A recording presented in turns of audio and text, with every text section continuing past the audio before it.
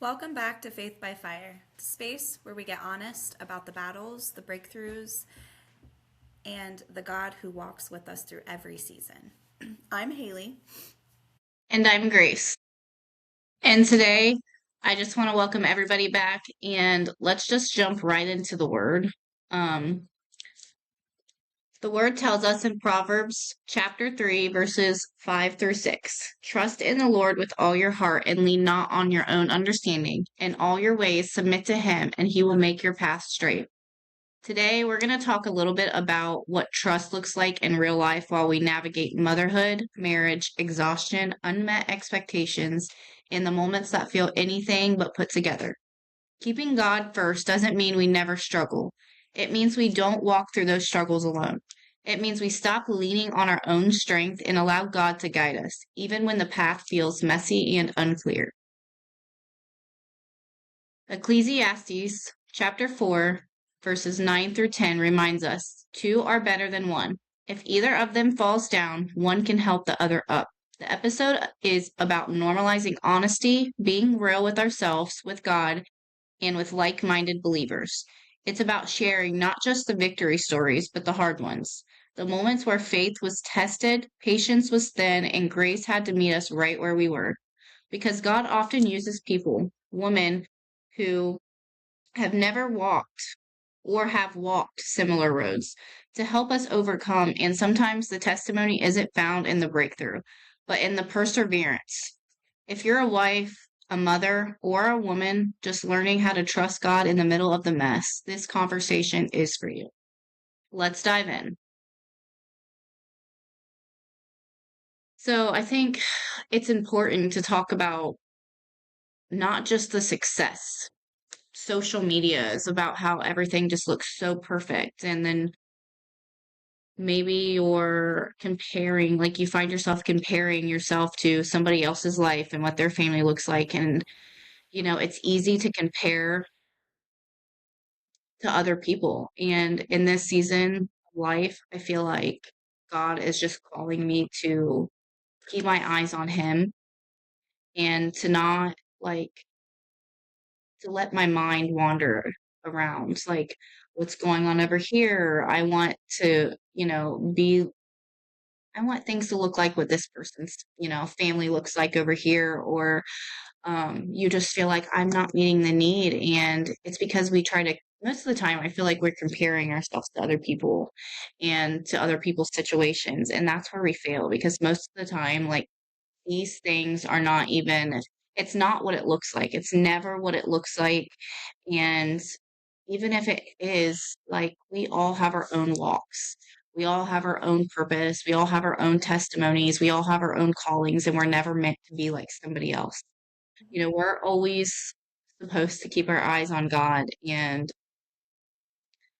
I think that's the most important thing because that's how we truly find identity in being a mom and being a wife is keeping our eyes on Him, um, just staying steadfast and listening for what He's telling us. Like we want to put so much condemnation on ourselves because of we feel like we're not meeting the mark. And most of the time, I know me, like I'm very hard on myself if I don't meet like the expectations of that day or um say, like I've had a long day and sometimes we lose our tempers and sometimes we don't have enough grace to give somebody or the kids or our husbands. And a lot of the times in my situation is I'm allowing myself to act on impulse and my emotions instead of letting, stop and just give myself a minute to, cool down. Regulate yourself. You know?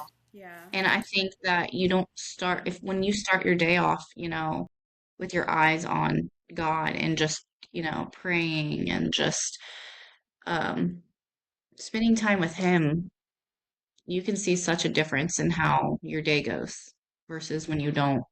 Hmm. Versus, you know, it's just if you think about it, like I know like for me, um things get so, I think the mornings are a little bit more complicated. I think the mornings are always messy, and it makes a big difference when I wake up and I, spent a little bit time with God before I started my day, because I can give a little bit more grace and I can be a little bit more loving, and I'm not rushing out the door and I'm not like, feeling overwhelmed. And I don't know about you, Haley, but that's a little bit for me, you know. Yeah, What do you think? I feel that. I think you have to set yourself up for success. Um, you definitely need to take a minute for yourself, whether it just be 5, 10 minutes. You need, you know, for me, what I do is I'll wake up.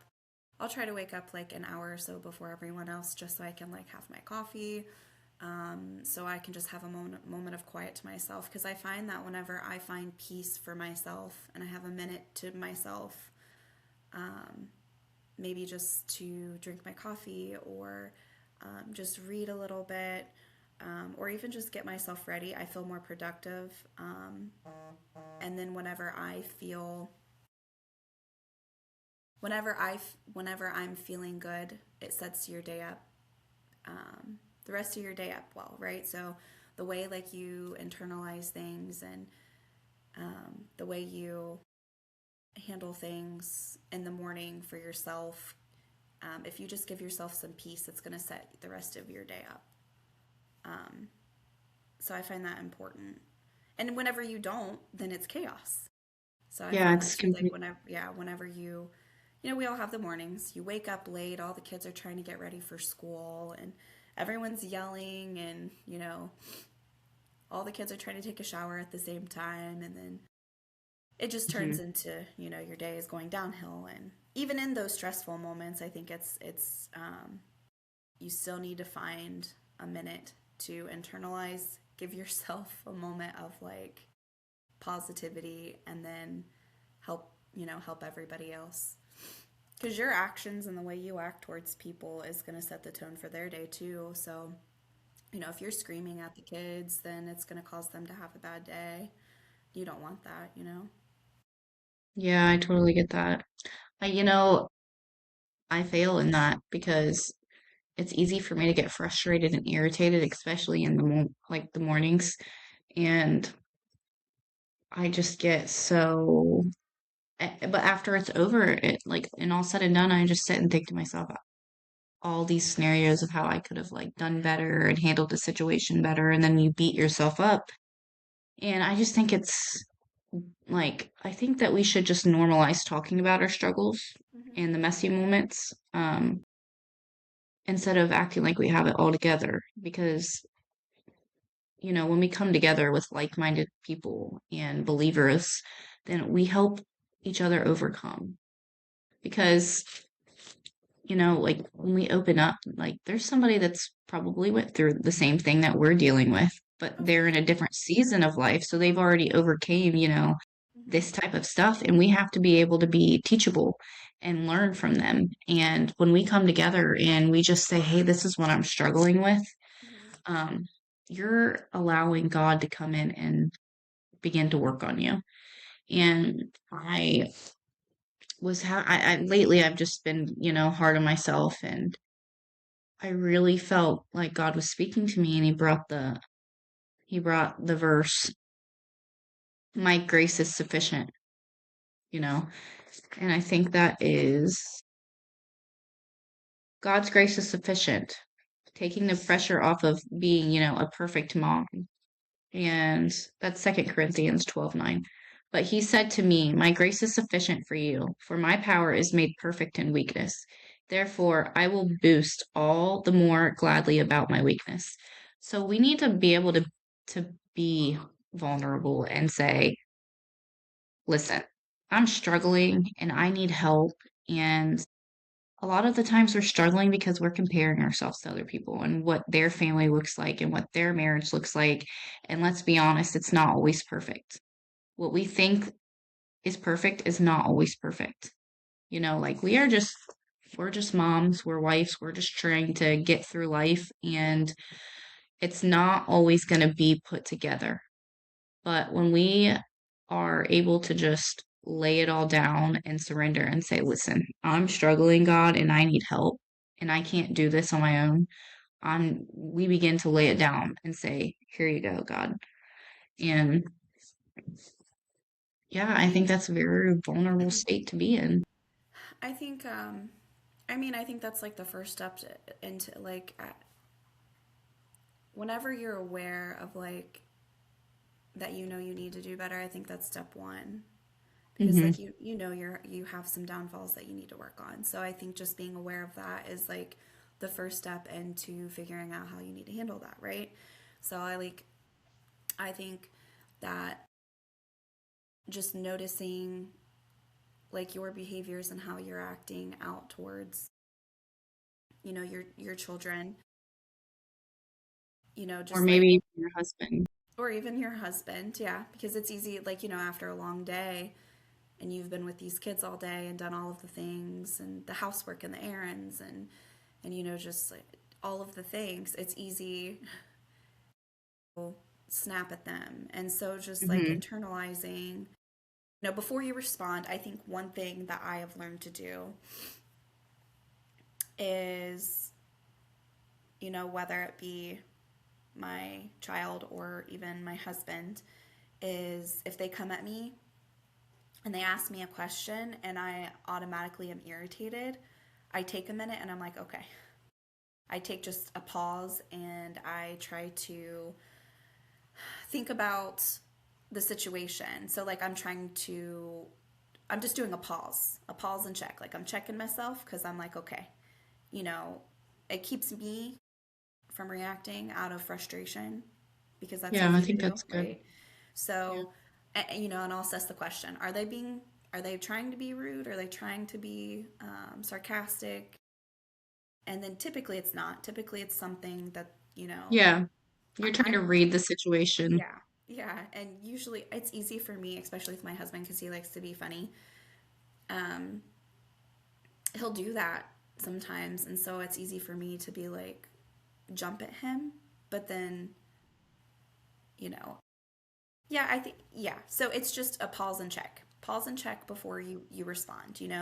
And then I also think that like another thing that you can do is like maybe like let them know. Maybe if like the question was geared towards like irritation or sarcasm, be like, you know what, I'm feeling a little overwhelmed right now and I just need a minute to calm down before I respond. Because I feel like if you say that to them, it makes them realize that you're overwhelmed and then maybe they'll realize that they shouldn't have like you know asked a certain question or maybe like had a certain Yeah. tone with you. Yeah, so I just feel like if you take the first step in the situation and be like, look, I'm feeling overwhelmed, or I'm not in a place right now to answer that, can I just give me a second? I think that helps instead of just like starting to like automatically yell or jump to a conclusion and then it causes hurt feelings and then the rest of the evening is just like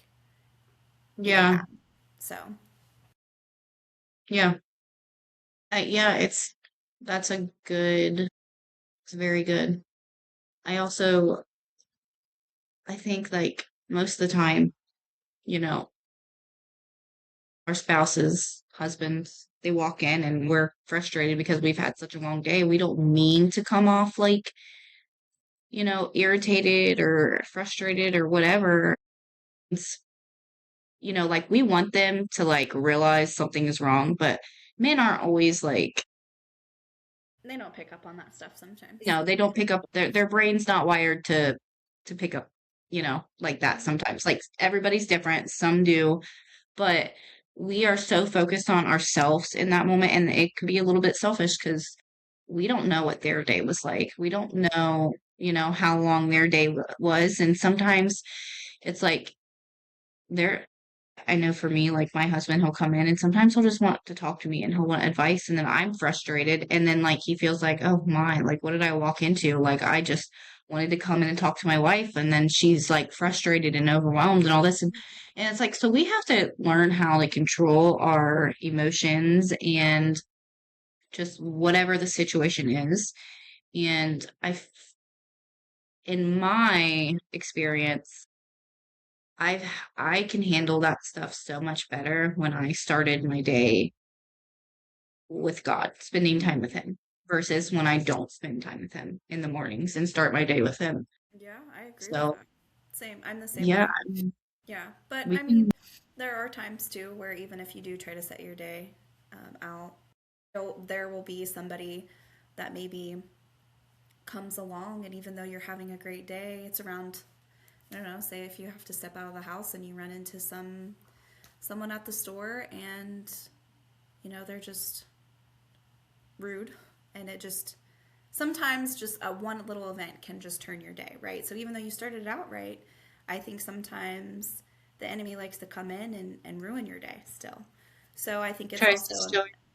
yep, it's also important to be like, you know what, maybe that person is having a hard time or a rough day, or maybe they're going through something.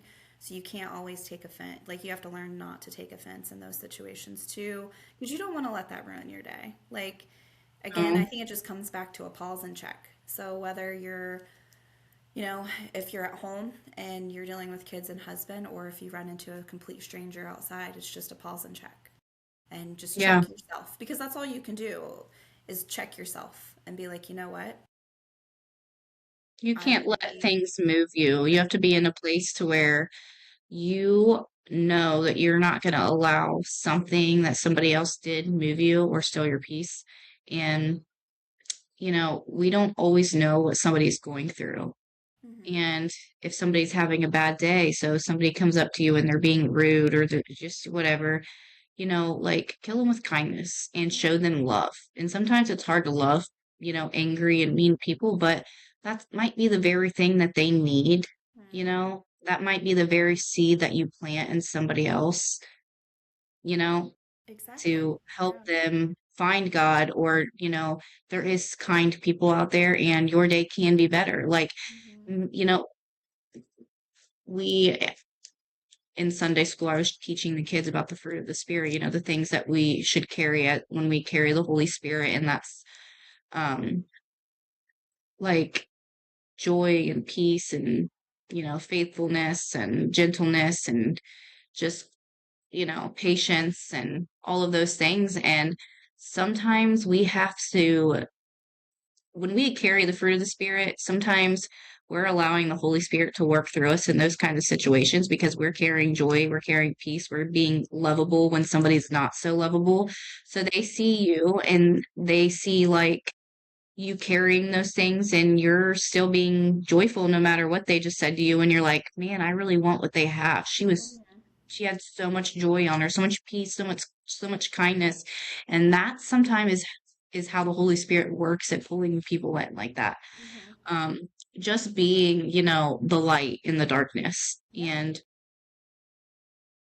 I Like, encourage, you could be the little bit of light to help pave somebody else's path for the day. And I think that's what I mean too, is like, don't let that one little interaction deter your mood, because then you're going to come home and you're going to let a complete stranger ruin your day, and then it leads to, I mean, I'm guilty of that. That puts you in a bad mood, and then your kids come home from school and your husband comes home from work, and then you're treating them a certain way because you're still irritated about a situation that you had no control over. So I think, we can choose to be moved by it or we can choose to have identity and know like mm-hmm. that's not going to move me and I'm going to love this person even if they weren't very nice to me Exactly. Separating like the, because the behavior from the identity. I think that's, yeah, I totally agree with that. it's who God calls us to be, even no matter what the situation looks like. And I need to be the light of Christ. I need to be fruitful, and you got to show them, you know, the Holy Spirit helps you carry all of those things. And when they see that in you, then they know that you're set apart. And that's what, that's how God works. Like, Mm-hmm.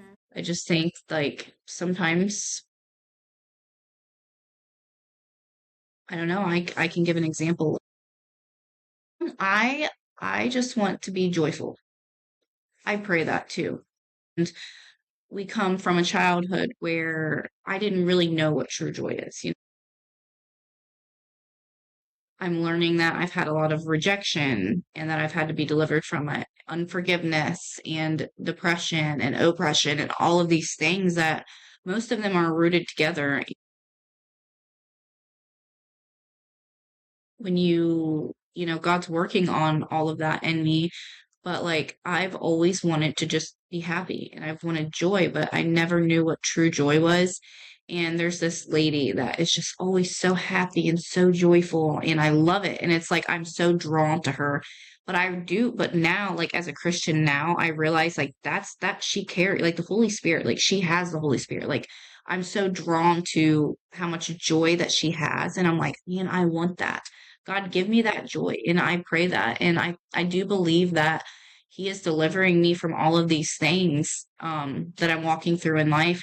And I do believe that He will give me that joy. But first, I have to, be vulnerable and say, this is what I'm struggling with, God. And I have to allow Him to help me be and deliver me. And I believe that He will give me joy, for all of the things that I hand over to Him and lay down and surrender at His feet. He will give me joy. And I will learn what true joy is versus, the joy that we think is joy in the world, like worldly. It's not even, it's unmatchable to the joy of the Lord, when we have Him. Yeah. I think, yeah. Yeah. I think that is really important is to, um, ultimately you are trying to create peace and joy within yourself. And it does start with regulating your emotions and how you respond. And it also teaches your children, you're teaching them Yeah. you're teaching them how to be emotionally aware and that it's okay to have feelings. I tell my children that all the time. Is it's okay to have feelings. It's okay, to be angry, but just because you're angry doesn't mean that you know, you hit someone or you say those hurtful things. Yeah. So I think it's just like, you're not only teaching yourself um, because like you said, we grew up we grew up in a household where we weren't allowed to express emotion. So I think it took us some time to learn how to respond to certain situations the correct way. And Yeah. so I now it's see like, myself struggle with that now and how yeah. I parent. So it's like um, now you're not only teaching yourself, but you're trying to teach your children the correct way because we're trying to break those chains, right? So it's like, and you want better for your children. You want them to go out into the world and know how to handle a situation as a leader. I think it does. That starts with a good daily practice. Like in the morning, you're going to set a good intention, and you're going to try to just take a moment for yourself. Because I believe that it really does begin when you take a moment for yourself. That's where the healing is going to begin, and you're going to begin to have that joy. And and whenever you're setting that intention for for the day, just tell yourself, this is how I'm going to respond, this is how I'm going to act. If there is conflict, you just do a pause and check and breathe, and and then maybe before you go to bed at night, like, you're not always going to get it right, but at least you can go to bed knowing that you did your best. Yeah. And I think that's going to help you stay grounded. It's going to help you with the next situation because you handled it a little bit better than you did the day before. So just a little bit of awareness, I think, is all you need, and helps you. And Yeah. it's really helped me. I think I'm a little bit further along than you because yours are little, and I have teenagers right now. So I think that's a new-ish journey for me. Like, I know that I had you, and I like you lived with me when you were a teenager, but I was also still a kid myself, trying to raise you. Hmm. So I Yeah. think even though I tried to do my best, I didn't I let you do a lot of things that I shouldn't have because I was like on that fine line of like you're my sister, but I'm also trying to make sure like you're taken care of. You're So like, well, you're alive, so that's all that matters. I'm just pretty kidding. much, and that's really sad to say, but like, whenever you're trying to like just when you're in survival mode like that, I think that you're just trying to get through each day. And Yeah. so like, raising teens, I'm trying to do it correctly and I'm struggling a little bit with that right now with my teens. Um, Hmm. and I'm having to do a lot of those pulse checks and those like, you know, I'm gonna give you a real life situation that happened, and I was wrong in every aspect of it. I think I actually caused some chaos, so I'm gonna own up to it. But Okay. You go, girl. I'm gonna own up to it.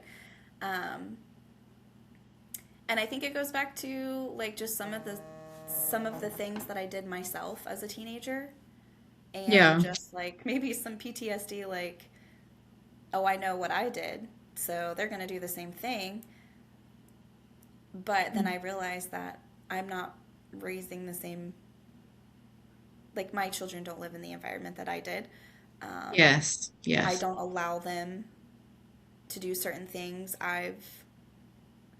It's made me realize, I guess I'm trying to say all this before I tell my story. It's made me realize that I'm actually not doing a horrible job. And I'm not saying that my teenagers are perfect by any means because they have done some things, but nothing To compared give to, yourself grace. You yeah. know, God gives us grace. We have to be able to give ourselves grace too. Yeah, but nothing. I'm learning that. But yeah, like they don't do near as what I did as a teenager. So I do Hmm. have to be thankful that like in that aspect that like okay, I think I'm doing something right. Because Yeah. but so the situation was, and I looked like a crazy lady. So I'm pretty sure. My son's friend probably thinks I'm crazy, and he hasn't been over here. So, um, It's okay. yeah. Hey, So, listen, I that's okay because God knows exactly who's supposed to be in your children's life versus who's not supposed to be in your children's mhm. life, right? Well, So, this kid's a good kid, and I mean, he's very respectable. He's been pretty close with my oldest for a while now, and honestly, they never do anything they're not supposed. They literally just go hunting together most of the time. So like, yeah. yeah. Um, but to get to the story, so this is probably about a month ago. I was, I think I might have been at your house, and um, or maybe I was. I don't know what I was doing, but I wasn't home, and I think that like we have a family group chat, so anytime that our teenagers like want to do something, we ask that they just like send us a message in the group chat. That a way like both Jeff and I are aware of what's going on, and then whoever whether it be me or Jeff, whoever can respond can give them like the yay or nay on whatever they're asking, right? That a way we're on the same page because I love you, Jeff, but he does not communicate sometimes. And this is sort of what this situation was is so Billy did not, Most of the time, men do not communicate. no. And so he had actually called and asked his dad if he could go stay. Um, or, so, no, actually, I'm going to roll that back. He was supposed to be staying at his friend's house, and I knew that. And then I got home from whatever I was doing. He had called his dad, and they wanted to go stay at his friend's older brother's house. So they are 17, 18 years old. His older brother's 25. And I don't know this older brother. Like, I'm not saying bad person by any means, but I don't know them personally. Yeah. And um, so he had called and asked Jeff if he could stay. Jeff said yes, didn't communicate it with me. So I'm home, and I'm not going to lie, I am a helicopter parent check Life 360, and I'm like, I see that he's driving, and I'm like, and it's 11 o'clock at, I think it was like 10, maybe 10 o'clock at night, and I'm like, I text him, I'm like, where are you going? You're supposed to be at so and so's house. And he was like, oh, I asked Dad, I'm staying at, Blank's house. It's his older brother. And I was like, no, you're not. Like, I don't know this person. And like, it just escalated from there because I started getting in my head a little bit. And then, of course, I tried calling Jeff to see if, he really asked. And Jeff wasn't answering. And so, like, I'm just like building myself up and building scenarios up in my head. And I'm frustrated because Jeff didn't at least text me and tell me what was going on. And I was angry. And I didn't do a pause and check. And I started jumping to conclusions. And in my mind, Billy is going to this older brother's house, and they're probably going to go get alcohol, and they're really going to a party, and they're really like doing all these things, right? Because Hmm. that's what I did when I was 17. And when Jeff finally called me, what it was is they were going to go duck hunting. They were going to get up with his older brother, and they were going to go out on a boat, and they were going to go duck hunting. And I even, to the point to where I sent Jeff, because I didn't believe my son, to pick him up from Walmart, because they had went to Walmart. Um, and and Jeff actually talked to the older brother, and like, so I ended up looking like a crazy lady and went and picked my son up from Walmart from this person at 11 o'clock at night because I started jumping to Yeah. conclusions and like, Wow. yeah. So, we So all I have our looked moment. crazy. And then by the time Jeff and Billy got home, I had had some time to calm down. Billy was angry with me for like 2 days. And I did. I apologized to him. I was like, look, I'm really sorry that I behaved that way. I just didn't know this person. I didn't know what you were really doing. You're, you know.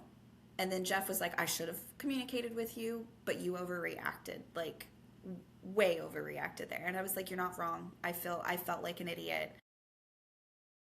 And I did apologize to Billy, and I was like, you know what? I'm really sorry for that because I'm thinking about all the things that I would have done, and I have to do better. And knowing that you are not me, and you're not going to do that.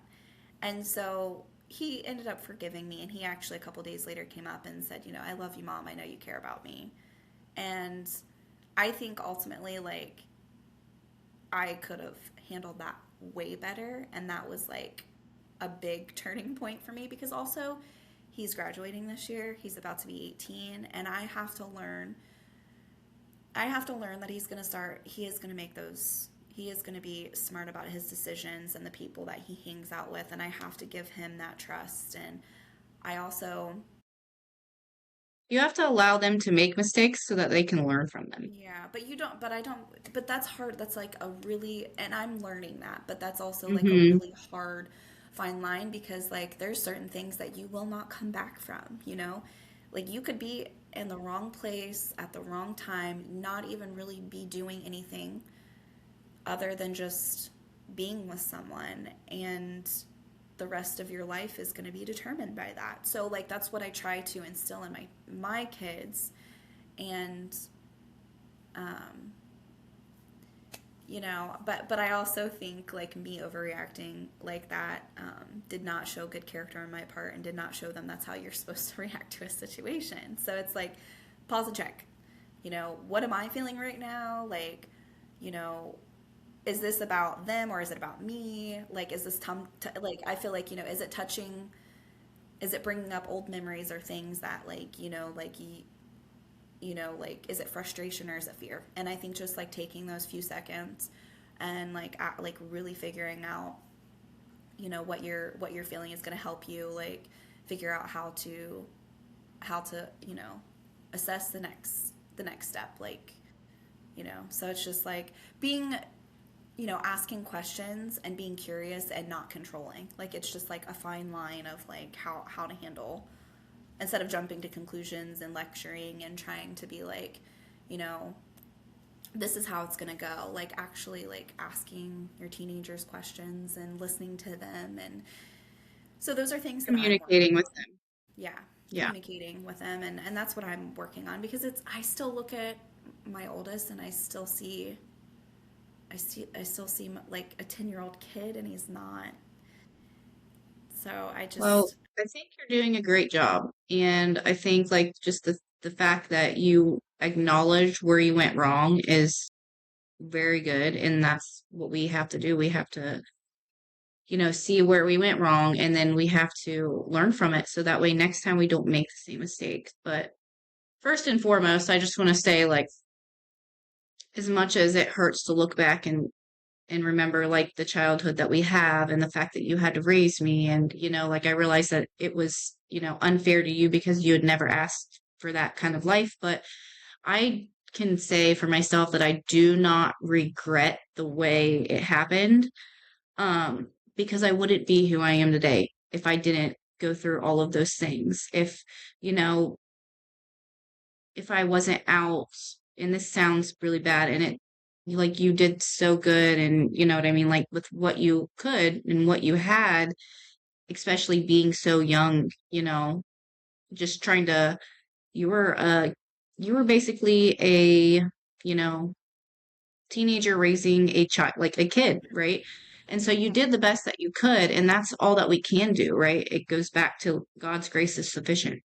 And so, even though I didn't make good decisions as a kid, um, and I would party and all of these things, God still covered me. And, I wouldn't be who I am today if I didn't do all of those things. Like I had to learn from myself, and we can either, allow ourselves to learn from it and grow, or we can just be stuck in the same old spot.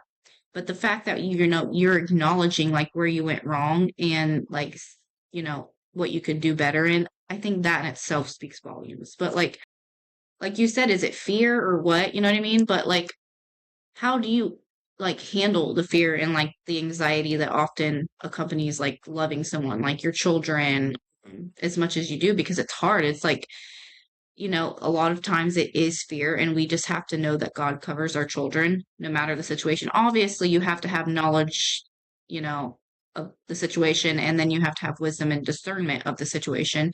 But also, like, God doesn't give you a spirit of fear, but of power, love, and a sound mind. So if you're like having all of these scenarios in your head of what could be, like that is fear. And then that is, it is. along with fear is also anxiety. So like how can you do better in handling that? You know what I mean? Like if like if you start having all of those things pop up in your head and you're feeling this, like you have to be able to say, like that's the enemy. And then you have to apply the scripture to what you're going through. And you have to just be very like open-minded and just, God does not give a spirit of fear, but of power, love, and a sound mind. And so then we are coming into an alignment with what the word says, and then God begins to give you, discernment on how to handle the situation, Mhm. you know. Yeah. No, I think you're right. It does. I think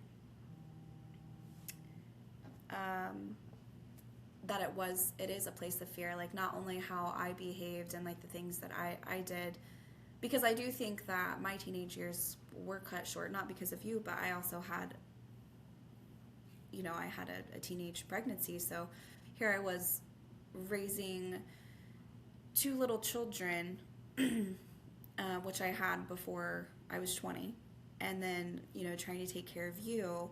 And it's not that I didn't care about like where you were, what you were doing. It's just like I said, it's like survival mode day by day. Sometimes it was easier to, let you go hang out with whoever you wanted to hang out with because, I was exhausted from working and then coming home and trying to take care of two little ones, and I didn't want to fight with you. And I think it was just all of these, these things, like I said, you're just in survival mode, and like you look back and like all of the things that you did wrong there, you don't want to miss the mark again. And Yeah. so I think it does come from a place of fear. And I hate to say it, but like you were my experiment. I got to experiment. Experiment. I was your, you know, sometimes, And it is hard too because like I said there's a fine line. Like I would have sympathy for you because like you were my sister and I wanted to be able to like share experiences with you and be able to talk to you and be able to like be a sister, but then at the same time I couldn't really do that yeah. because Yeah, I think that's hard for you and it's hard for me because we have two different perspectives in it. mhm. Um, I had already felt so much rejection because I had a mom that didn't want anything to do with me and, cared about drugs and all of these things. And, you know, that puts so much like It starts to on build an top of identity in rejection. you. Mhm. Yeah, like I don't have identity because I feel like I'm not loved and I feel like I don't fit anywhere, that I am not, I'm already not wanted by my mom, but I feel like I'm a burden, to you. And then I just begin to have like the independent mentality, like I'm just going to take care of myself and I'm going to raise myself and I'm going to do whatever I want. And I'm the only, person that's going to look out for myself as myself. And it begins to, plant seeds of like bitterness and unforgiveness. And it's, like all unforgiveness is poison. And Mhm. when we have unforgiveness, it plants a whole bunch of things inside of you that you don't even realize that later on down the road that you have to be delivered from. Because as a child, like I went through all of these things and um we never asked for that. But again, like I said, like I don't regret it because I've learned from it. Am I perfect? No, I'm still learning. I'm still being delivered, like Mhm. God says, come as you are. And that's exactly what I'm doing. I'm showing up even when I'm messy. I'm showing up even when I am so exhausted and I just can't, I feel like I can't keep going. And it says like a righteous man falls 7 times, but what makes him righteous is that he gets back up. And that's where I'm at right now in life. And, if I can give anybody advice, it's that as long as you're waking up and trying to do better than you did the day before, give yourself grace because it says in the word that his love, his grace is made sufficient in like your trials and everything that you walk through, and that it's okay to not, we're not supposed to be able to do it on our own or carry things on our own. We are supposed to give it over to him. And when we do that, he gives us grace and we are allowing him to come in the situation and move and work on us. And he's working on me, every single day. And as a mom, as a wife, I'm not the easiest person to be married to, and I know that. But I have a very good husband that gives me grace because I do know that he knows that I've had a rough life, and he knows that I'm still growing and I'm still learning and I'm still overcoming things that I have dealt with as a child.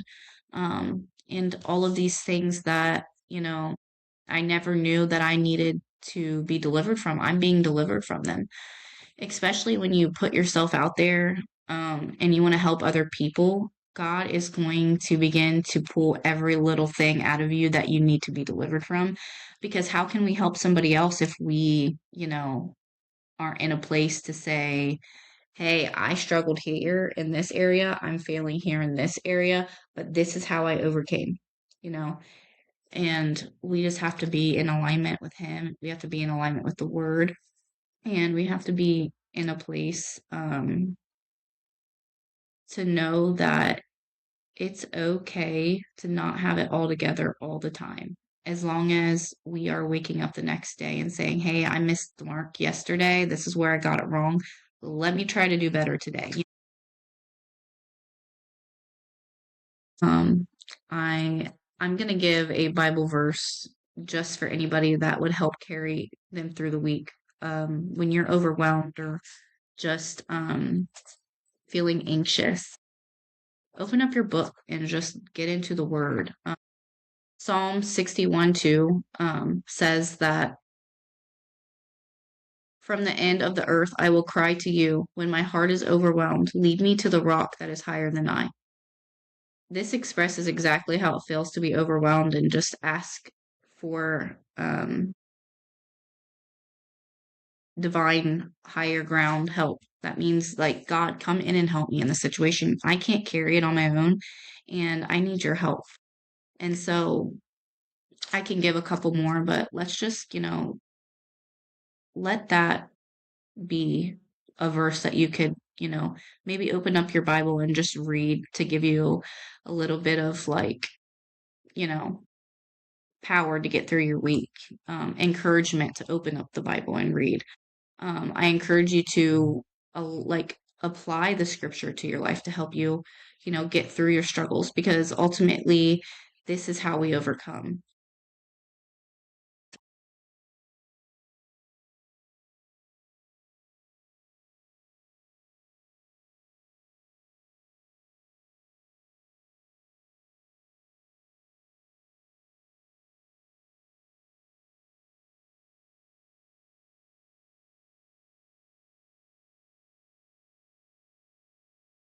Before we close out, um, did you want to speak on the person that we had reach out a little bit? Oh, yes, yes, yes, I do.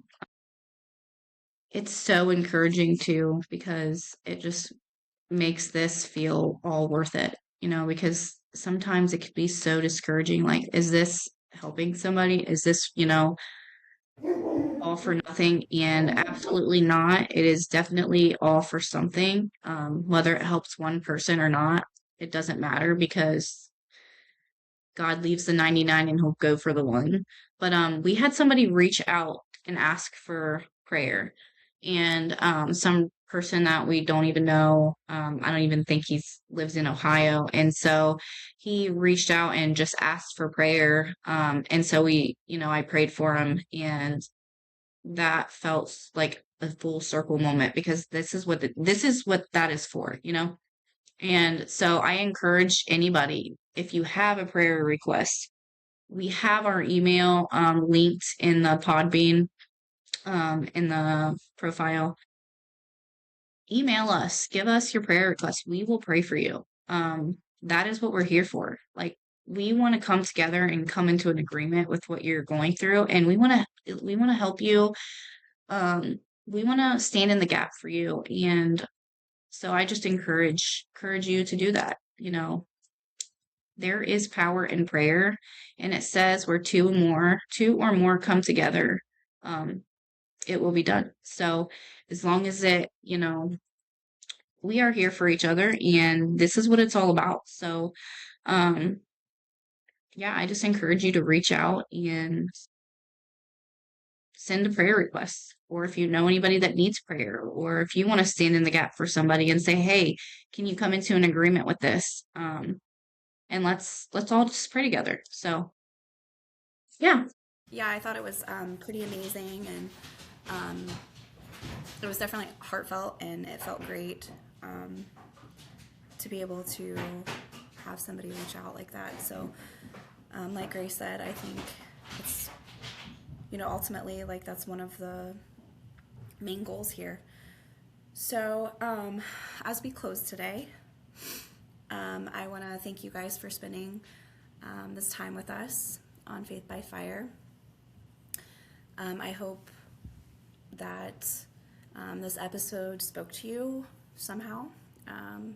Make sure you share it with someone who might need just that little reminder that God is still moving, He's still speaking, He's still faithful in every season, that you're not walking these journeys alone. And